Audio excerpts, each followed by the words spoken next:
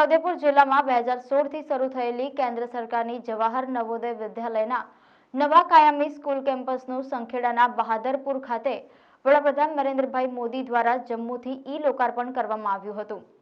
આધુનિક સુવિધાઓથી સજ્જ તેવી આ શાળામાં computer lab, sports ground, hostel, કર્મચારીઓના નિવાસ, 2000ની ક્ષમતાવાળો ઓડિટોરિયમ, સ્માર્ટ ક્લાસ, અલાયદો ડાઇનિંગ એરિયા તેમજ અન્ય શાળાકીય સુવિધાઓ યુક્ત આ શાળા બનાવવામાં આવી છે।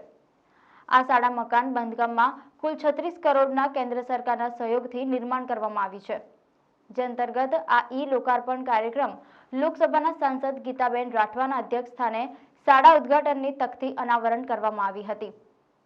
આ કાર્યક્રમમાં કલેક્ટર અનિલ ધમેલિયા, ડીડીઓ સચિન કુમાર, શિક્ષણ અધિકારી મામલતદાર સંખેડા, સરપંચ બહાદરપુર, શાળાના પ્રાચાર્ય શેફાલી સિંઘ વગેરે મહાનુભાવો હાજર રહ્યા હતા।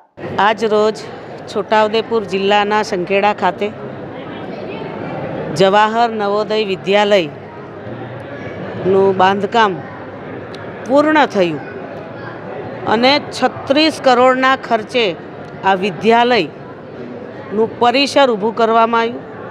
એનું લોકાર્પણ માન્ય દેશના યશસ્વી પ્રધાનમંત્રી નરેન્દ્રભાઈ મોદી સાહેબ જમ્મુથી ઈ-લોકાર્પણ અહીંયા કર્યું।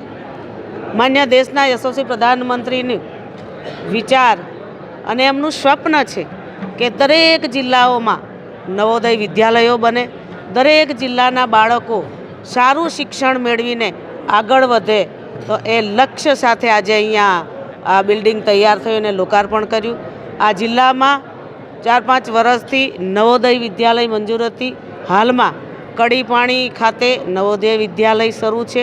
આ નવોદય વિદ્યાલયમાં 178 જેટલા બાળકો અભ્યાસ કરી રહ્યા છે અને 6 થી 10 સુધીના ધોરણના વિદ્યાર્થીઓ અભ્યાસ કરે છે। આ પરિસર બનવાથી, આ બિલ્ડિંગ બનવાથી હવે સોનામાં સુગંધ મળશે। બાળકો આજે અહીંયા ખૂબ ઉત્સાહમાં જોવા મળી રહ્યા છે, એમની સાથે એમના વાલીઓ પણ ખૂબ ઉત્સાહમાં જોવા મળી રહ્યા છે।